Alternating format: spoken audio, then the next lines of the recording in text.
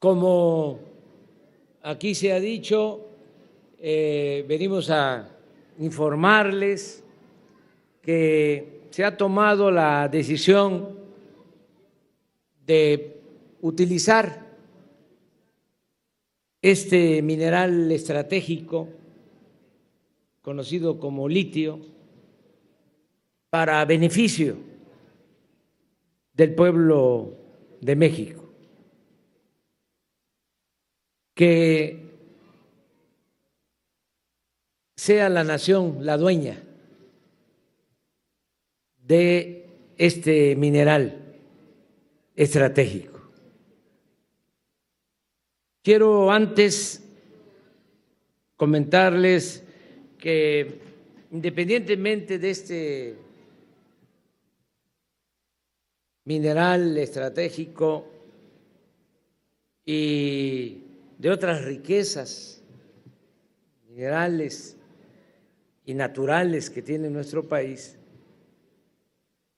lo que consideramos fundamental pues es el valor del pueblo de México, lo que valemos los mexicanos, que somos poseedores de culturas que vienen de lejos, culturas milenarias, que eso nos ha permitido, esas culturas, resistir frente a todas las adversidades, a todas las calamidades, temblores, inundaciones, incendios, malos gobiernos, pandemias, pestes como la corrupción. Pues hemos resistido por nuestras culturas, por la reserva, no de litio o de petróleo, sino por la reserva de valores culturales, morales y espirituales que tiene nuestro pueblo. Por eso estamos llevando a cabo una transformación que le llamamos humanismo mexicano, que tiene que ver con esa tradición milenaria, porque no tenemos civilización como se piensa a partir de que llegaron los europeos a estas tierras hace 500 años, ni siquiera a partir de que se fundó la Gran Tenochtitlán en lo que hoy es la Ciudad de México, hace 700 años. No, las culturas de México tienen 2,000, 3,000, 4,000 años de existencia. Entonces son raíces muy profundas y eso es lo que nos hace ser como somos. Por ejemplo, la manera en que estamos unidos en familia, de cómo nos ayudamos mutuamente como familia. Eso que se piensa es igual en todos lados, pues no es cierto. Hay países, por ejemplo Estados Unidos, con todo respeto, donde los hijos van creciendo, llegan a ser adolescentes y ya los padres quieren que se vayan de la casa, que ahuequen el ala. Acabo de conocer una denuncia que hicieron unos papás en contra de su hijo, porque cumplió 30 años en un pueblo de Estados Unidos y no quería salirse de la casa. Y acudieron a un juez y lo denunciaron. Y el juez les dio la razón a los padres y lo desalojaron de la casa, lo echaron de la casa. Eso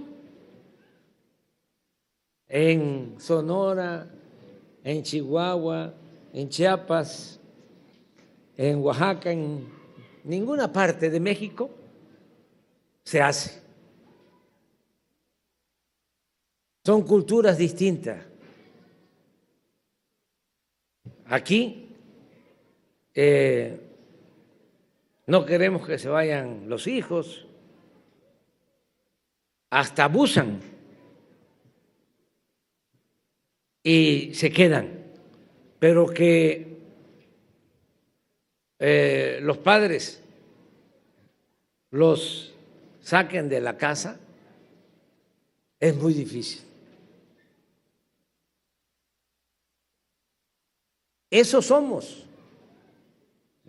Si le va mal a un miembro de la familia, acuden en su apoyo a otros miembros de la familia.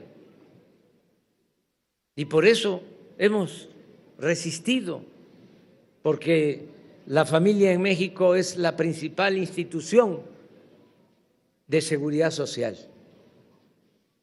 Si ahora tenemos problemas porque con la crisis económica que se produjo con la política llamada neoliberal o neoporfirista, se dividieron muchas familias. Hubo mucha desintegración familiar en los últimos tiempos. También por necesidad, muchos tuvieron que emigrar y se dividieron las familias. Y quedaron muchos jóvenes sin tutela, sin apoyo de los padres o solo con el apoyo de las madres y muchas veces de los abuelos. Todo eso nos produjo problema porque se quedaron los jóvenes sin atención, y cuando no hay atención de los familiares, pues el joven se echa a andar y es enganchado para tomar el camino de las conductas antisociales. Por eso tenemos nosotros que procurar integrar nuestras familias. Todos esos valores tienen que ver con el humanismo mexicano y también nuestra historia política, que es excepcional en el mundo. No crean que es común a todos los países contar con héroes como Hidalgo y Morelos, que lucharon por la abolición de la esclavitud y por la independencia, y que pagaron con su vida por ese atrevimiento de que no hubiese esclavitud en México. A Hidalgo y a Morelos los asesinan, y a Hidalgo le cortan la cabeza y le exhiben en la plaza principal de Guanajuato 10 años para que sirviera de escarmiento. Y es el padre de nuestra patria, ese cura rebelde. Bueno, ¿dónde están los Hidalgos y los Morelos? ¿Dónde están los Juárez? ese indígena zapoteco que no solo enfrentó a los conservadores en México, sino enfrentó la invasión francesa cuando de manera alevosa nos invaden porque querían convertirnos en una monarquía y nos mandan a un rey desde Francia, nos invaden con 30,000 soldados, en ese entonces el ejército más poderoso del mundo, para imponer a Maximiliano y a la emperatriz Carlota. Y Juárez resiste y por esa perseverancia se restaura la República, se expulsa a los extranjeros y se logra la segunda independencia de México. ¿Dónde están los Francisco I. Madero, apóstol de la democracia, que era un hacendado de Coahuila y que se da cuenta de las injusticias que se cometían en la época de la dictadura de Porfirio Díaz y toma la decisión de llamar al pueblo a que se enfrente la dictadura con las armas y se termine con ese gobierno autoritario, dictatorial, también esclavista. Y él es asesinado por una pandilla de rufianes, un hombre con ideales, un hombre bueno. Y los revolucionarios que defienden a los campesinos, Emiliano Zapata, Francisco Villa, ¿dónde están en el mundo? Un presidente patriota, el general Lázaro Cárdenas del Río, que es el que entrega la tierra a los campesinos después de la revolución. Imagínense, él entrega en su sexenio de 1934 a 1940 18 millones de hectáreas a 1 millón de familias campesinas. Pero además recupera el petróleo que Porfirio Díaz lo había entregado a los extranjeros con la expropiación del petróleo, la nacionalización del petróleo.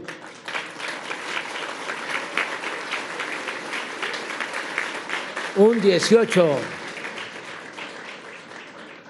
de marzo de 1938.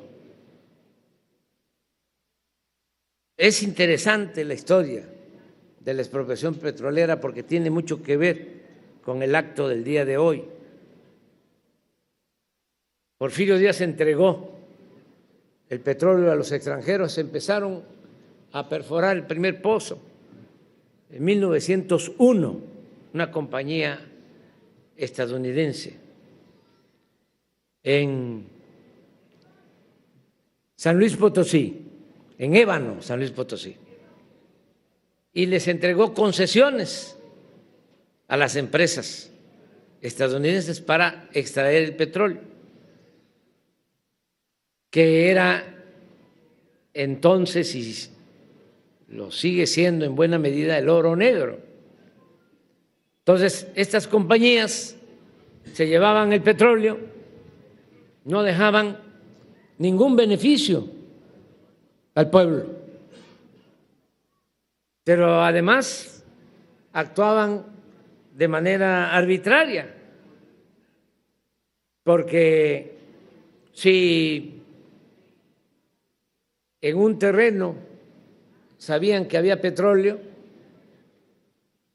iban con el propietario y le decían: o me vendes o le compro a la viuda.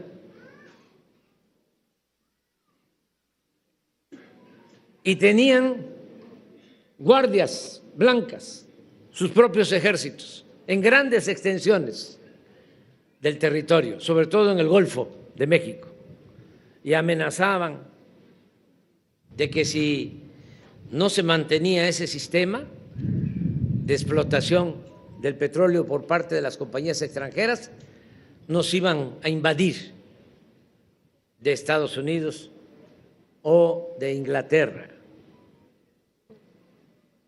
Don Venustiano Carranza, después de la Revolución en 1917, en el artículo 27, establece que los bienes del subsuelo, lo que está debajo de la tierra, son de la nación. Eso fue el primer paso, porque en Estados Unidos, de acuerdo a la legislación anglosajona, el dueño del suelo es también el dueño del subsuelo. Esto aquí en Arizona, en Texas, así es. Se tiene el terreno y el que es dueño de la tierra es dueño de lo que está debajo de la tierra. Eso era lo que ellos pedían. Y Carranza, que promueve el artículo 27, establece que todos los recursos naturales del subsuelo son de la nación. Ahí empezó el problema. No les gustó nada. La Constitución es promulgada en 1917 y Carranza es asesinado en 1920, 2, 3 años después, y lo asesinan en Tlaxcalaltongo, Puebla, en la sierra, que iba pues huyendo. Ya le habían dado un golpe de Estado los militares, iba hacia Veracruz, descarrilaron el tren, tuvo que seguir a caballo y allá en la sierra, en Tlaxcalaltongo, en un pueblo, ahí lo asesinan. Y quien interviene en el asesinato era uno de los jefes de las guardias blancas de las compañías extranjeras. O sea, se la cobraron. Y desde entonces era tan fuerte la presión del gobierno estadounidense que no se podía ni siquiera aprobar en México la ley reglamentaria del artículo 27 constitucional en materia de petróleo. Pasó Obregón, pasó Calles con tanta fuerza que acumuló, no podía, porque estaba siempre la amenaza de invasión, hasta que llegó el general Cárdenas, 1938, y expropió el petróleo.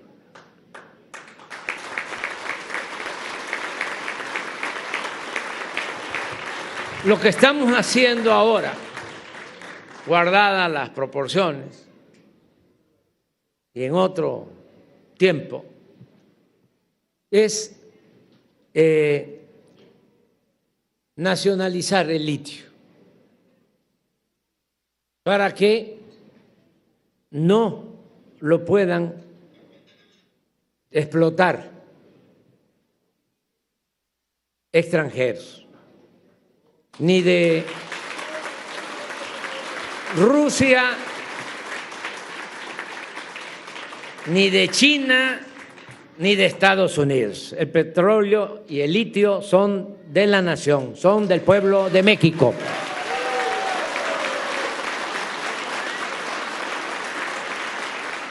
De ustedes, de todos los que viven en esta región de Sonora, que tienen, de todos los mexicanos. Entonces, estamos firmando pues este acuerdo. Ya hay una ley que se aprobó en el Congreso. Hay, desde luego, amparos. Ya saben ustedes cómo son los conservadores, que quisieran que México se convirtiera en una colonia de los extranjeros, que no fuese un país independiente, libre, soberano. Nada más que no van a poder con sus amparos ni sus controversias en el Poder Judicial.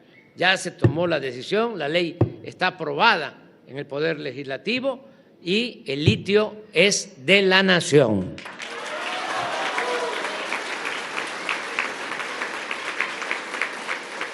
Ahora viene la parte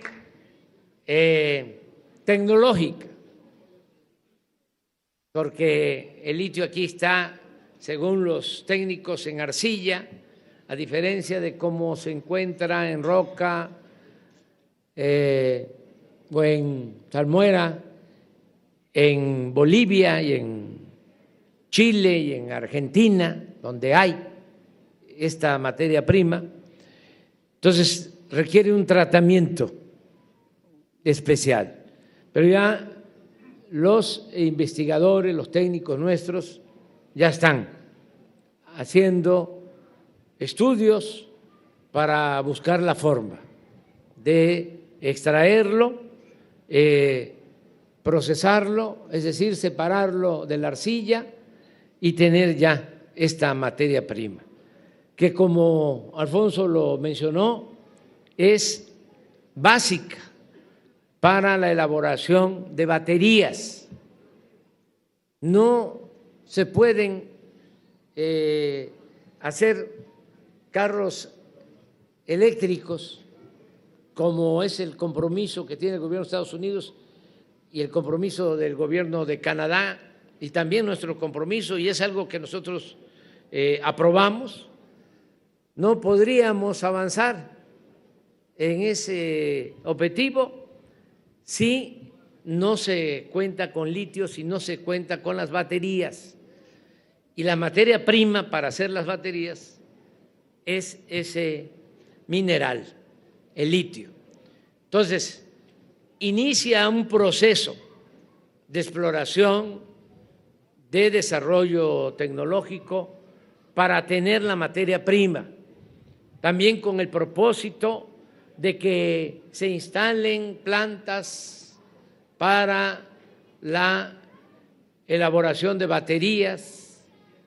Ayer inauguramos ya una planta solar de generación eléctrica, es una planta en Peñasco con paneles solares, es una planta con 2,000 hectáreas de paneles solares, está proyectada así. Ayer inauguramos una primera etapa, pero son 2,000 hectáreas de paneles solares y va a ser la planta solar más importante de América.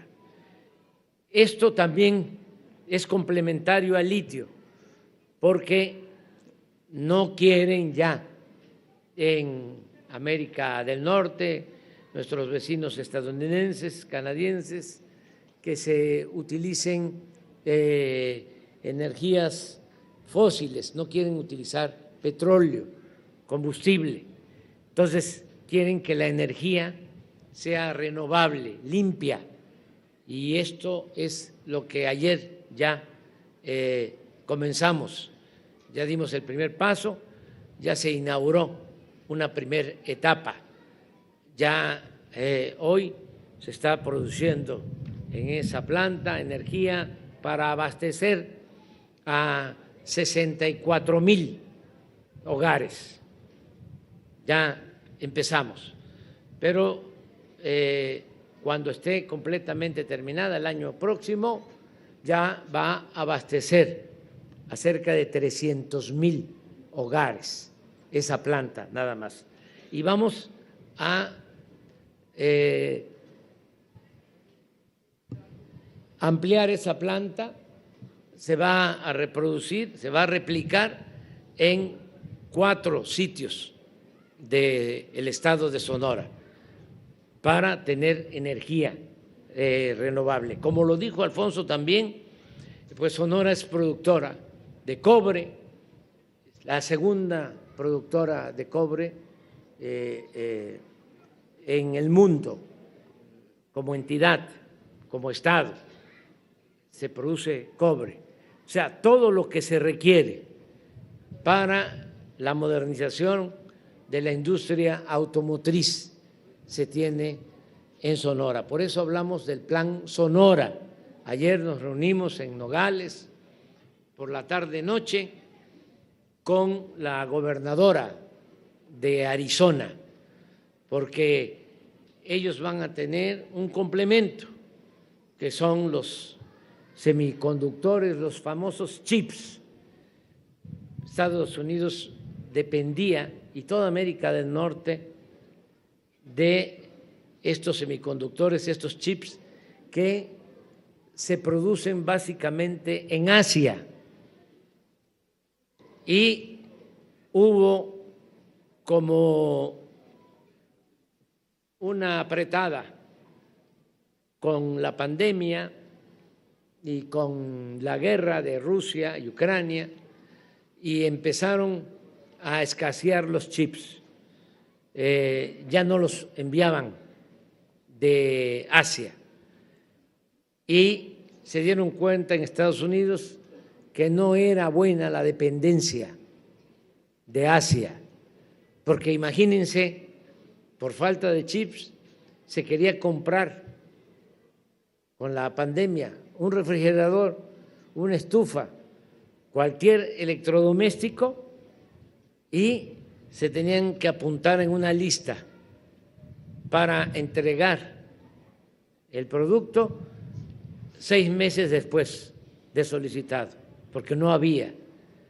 Entonces, esa lección nos llevó, y fue una buena decisión del presidente Biden, a que ya establezcan plantas en Arizona, aquí relativamente cerca, que es el estado de la Unión Americana con más vecindad con Sonora, va a tener estas plantas de chips que se complementan con todo el desarrollo industrial que se quiere en Sonora para nuestra generación, pero sobre todo para los que vienen detrás de nosotros, después de nosotros, las nuevas generaciones, porque también ya nosotros vamos de salida, ya hasta podemos decir gracias a la vida que nos ha dado tanto, pero tenemos que pensar en los que vienen.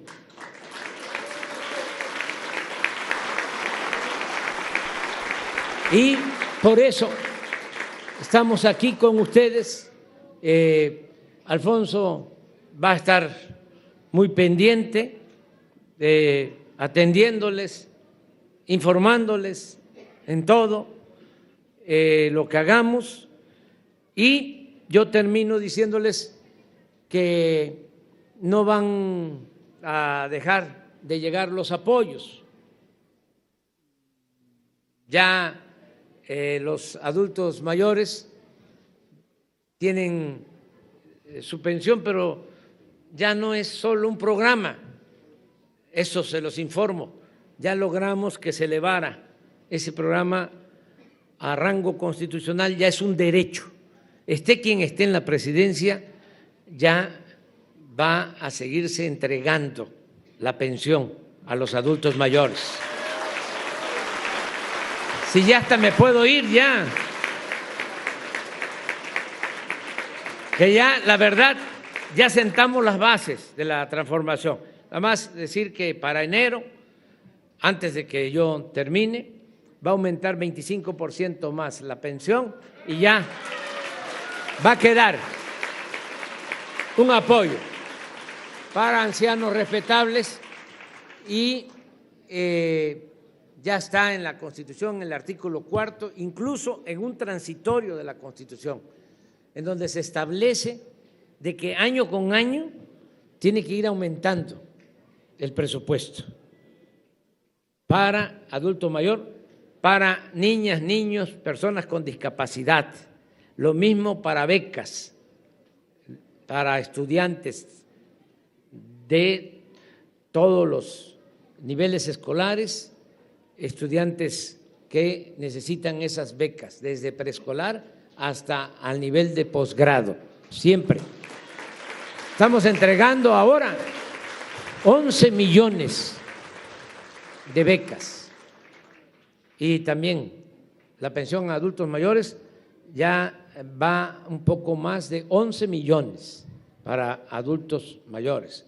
Este año ya terminamos de construir todas las sucursales del Banco del Bienestar y con una tarjeta van a ir al Banco del Bienestar y van a sacar lo que por derecho les corresponde.